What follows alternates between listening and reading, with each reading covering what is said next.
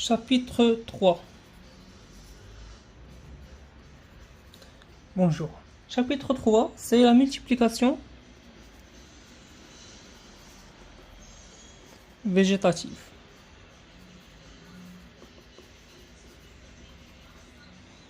Ça veut dire quoi, multiplication végétative? Ça veut dire que c'est un développement, bien une reproduction, mais sans avoir besoin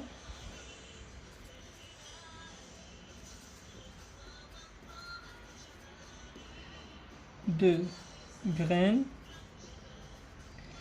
ni de spores. Donc on va avoir une multiplication des plantes. Une plante va donner plusieurs autres plantes, mais sans produire de graines, sans produire de spores. Donc comment se fait la multiplication végétative? L'activité 1 parle de la multiplication végétative naturelle. Donc ce qui se passe naturellement.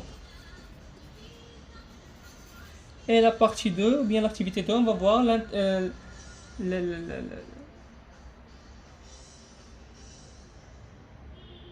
donc la plante se multiplie naturellement, sans graines, sans spores, sans intervention de l'être humain. Donc la multiplication se fait soit par stolon ou tubercule. Le stolon ou tubercule, on commence par le stolon. Le stolon, c'est une sorte de tige, mais il est une tige horizontale, comme le document 1 le montre, chez les fraises, ou bien le fraisier. L'exemple de fraisier.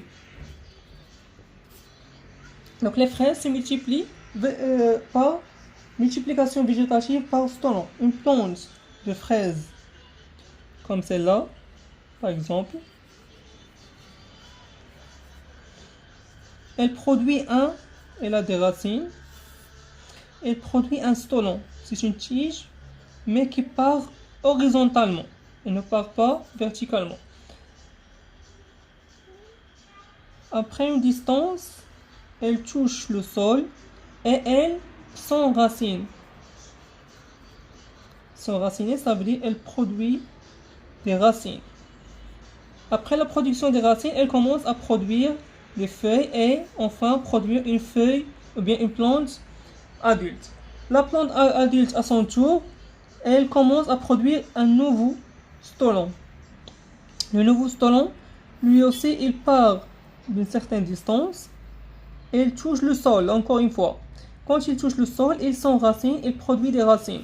Après production de racines, il commence à produire une plante qui devient adulte elle aussi et produit un nouveau stolon et ainsi de suite. Donc la multiplication par stolon, c'est la production de stolons qui sont des tiges horizontales qui part à une certaine distance et produit des racines pour produire une nouvelle plante et ainsi de suite. Le deuxième exemple, c'est la multiplication par tubercule. Par tubercule, par exemple, la pomme de terre. La pomme de terre se multiplie végétativement par production de tubercules. La tubercule, il y a la patate ou bien la pomme de terre qu'on mange. Pour produire la pomme de terre, il suffit d'enterrer une pomme de terre. Donc, la pomme de terre dans le sol, elle commence à produire un bourgeon. Le bourgeon se développe. Quelques bourgeons produisent des racines.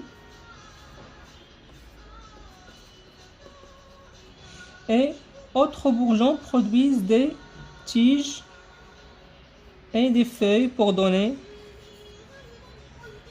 la plante de pomme de terre. Après, les racines produisent des tubercules.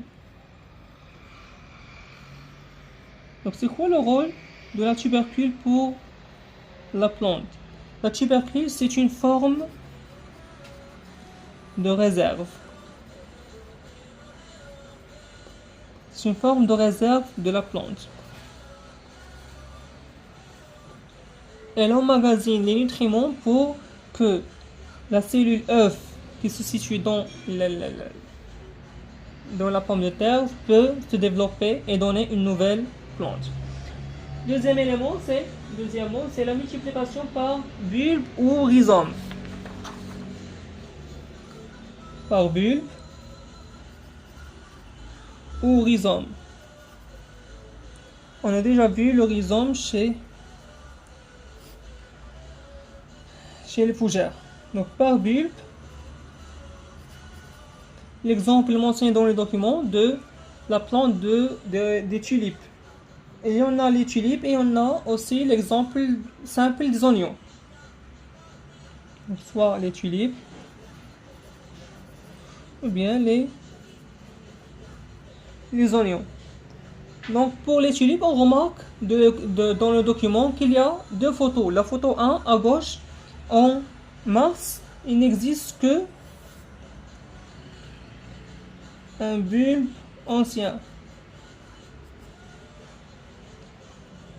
En mai, en mars, en mai ou bien juin, le bulbe ancien, il produit un nouveau bulbe à son intérieur. Un nouveau bulbe. Le nouveau bulbe produit une sorte de tige qui est capable de produire une plante et produire la tulipe.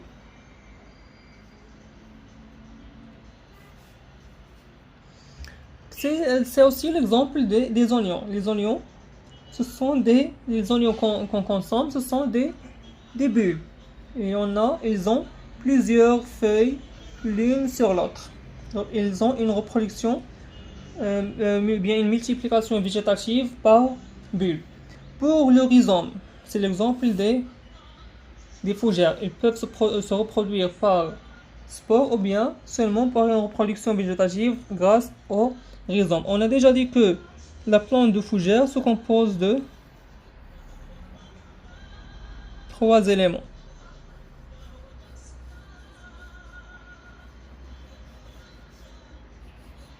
Elle se compose d'un rhizome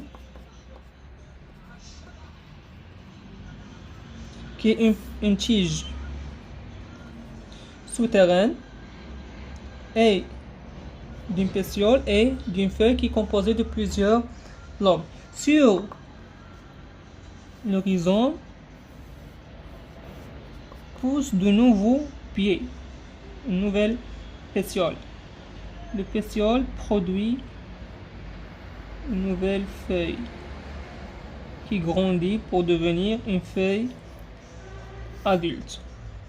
Après un certain temps, le rhizome se divise et cette partie devient une plante adulte à part de la plante mère ou bien la plante origine. C'est tout pour la multiplication végétative.